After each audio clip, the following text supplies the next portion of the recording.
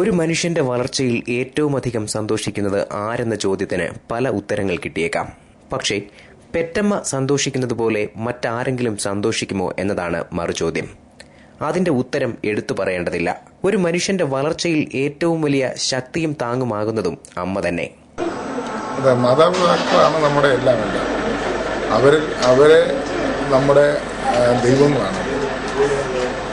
തീർച്ചയായും അവരെ കരുതുക എന്നുള്ളതാണ്. എന്നിട്ടും ഉന്നത പദവികളിലെത്തുമ്പോൾ പെറ്റമ്മയെയും പിതാവിനെയും തള്ളിപ്പറയുന്നവരുടെ ലോകമാണിത്.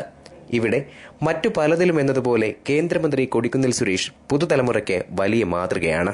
കഴിഞ്ഞ ഞായറാഴ്ചയാണ് കൊടിക്കുന്നിലിന്റെ പ്രിയമാതാവ് തങ്കമ്മ 87ാമത്തെ വയസ്സിൽ അന്തരിച്ചത്.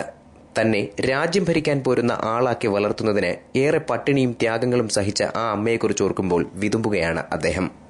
എൻ്റെ വളർച്ചയിലും എൻ്റെ ഈ ഒരു സ്ഥാന ലബ്ധിയിലുമൊക്കെ തന്നെ എനിക്ക് ശക്തി നൽകിയത്, അല്ലെങ്കിൽ എനിക്ക് അതെങ്ങനെ ആ ഒരു പദവിയിലേക്ക് വരാനുള്ള സാഹചര്യം ഒരുക്കിയത് എൻ്റെ അമ്മയാണ്.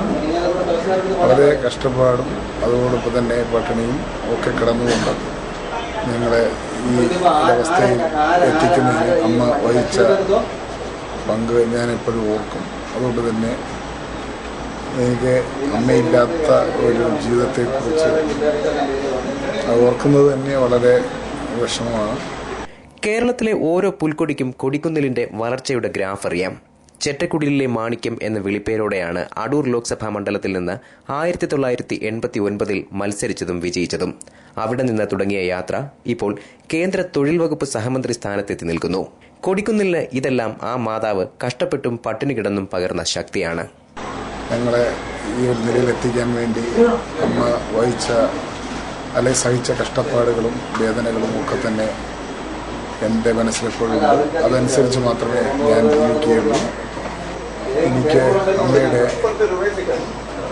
ഒരു ജീവിതമാണ് എൻ്റെ പ്രവർത്തനത്തിൽ എപ്പോഴും എനിക്ക് മാതൃകയായിട്ടുള്ളത്. അതുകൊണ്ട് കഷ്ടപ്പാട് ബുദ്ധിമുട്ടും അനുഭവിക്കുന്ന ജനങ്ങളെ സഹായിക്കുക, അവരുടെ വേദനയിലും പ്രയാസത്തിലും പങ്കുചേർന്നുകൊണ്ട് അവരോടൊപ്പം നിൽക്കുക, അതാണ് ഞാൻ ഇതുവരെ സ്വീകരിച്ചിട്ടുള്ളത്. തന്റെ വളർച്ചയിലും സ്ഥാനലബ്ധികളിലും ശക്തി പകർന്നതും സാഹചര്യമൊരുക്കിയതും അമ്മയാണെന്ന് വിതുമ്പുന്ന മനസ്സോടെ കൊടിക്കുന്നിൽ ലൈവ് വാർത്തയോട് പറഞ്ഞു. എനിക്ക് ഓരോ സ്ഥാനം ലഭിക്കുമ്പോഴും ഞാൻ അതെൻ്റെ അമ്മയ്ക്കായിട്ട് സമർപ്പിക്കുകയായിരുന്നു. തീർച്ചയായും അമ്മയുടെ വേർപാട് എനിക്ക് വലിയ ഒരു ദുഃഖമാണ് ഉണ്ടാക്കിയിട്ടുള്ളത്. പറഞ്ഞറിയിക്കാൻ കഴിയാത്ത ദുഃഖവും വേദനയും വിഷമമാണ് എനിക്കുള്ളത്. ഇതിനുവേണ്ടി അമ്മ സഹിച്ച കഷ്ടപ്പാടും പട്ടിണിയും എപ്പോഴും ഓർക്കും. അമ്മ ഇല്ലാത്ത ജീവിതത്തെക്കുറിച്ച് ചിന്തിക്കാനാവില്ല. അമ്മയുടെ ത്യാഗങ്ങൾക്ക് വില നൽകുന്നതായിരിക്കും തന്റെ ജീവിതം. അമ്മയുടെ ജീവിതമാണ് തന്റെ പ്രവർത്തനങ്ങളിൽ മാതൃകയെന്നും കൊടിക്കുന്നിൽ പറഞ്ഞു. ജീവിച്ചിരിക്കുമ്പോൾ അമ്മയ്ക്ക് പരമാവധി മികച്ച ചികിത്സ നൽകി. ഏറ്റവും മികച്ച ചികിത്സയാണ് നൽകിയത്. 10 വർഷമായി ചികിത്സയിലായിരുന്നു. ഈ നാളുകളെല്ലാം താനാണ് ആശുപത്രിയിൽ കൊണ്ടുപോയത്. താനില്ലെങ്കിൽ ആശുപത്രിയിൽ പോകാൻ അമ്മ കൂട്ടാക്കുമായിരുന്നില്ലെന്നും കൊടിക്കുന്നിൽ ഓർക്കുന്നു. ജീവിച്ചിരുന്ന കാലഘട്ടത്തിൽ അമ്മയ്ക്ക് പരമാവധി ചികിത്സ നൽകാൻ ഞങ്ങൾ ശ്രമിച്ചു. ഏറ്റവും നല്ല ചികിത്സയാണ് നൽകിയത്.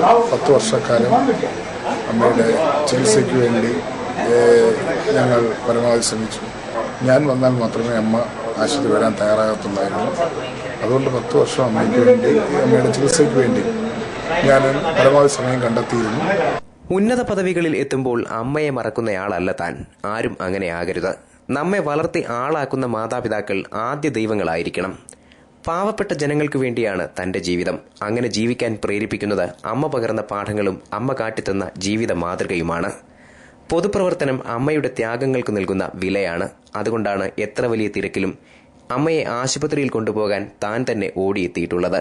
ഈ കാഴ്ചപ്പാട് യുവതലമുറ പിന്തുടരേണ്ടതാണെന്നും അങ്ങനെയെങ്കിൽ രാജ്യത്ത് വൃദ്ധസദനങ്ങളുടെ എണ്ണം കുറയുമെന്നും അദ്ദേഹം പറഞ്ഞു. News bureau, Pathanapuram.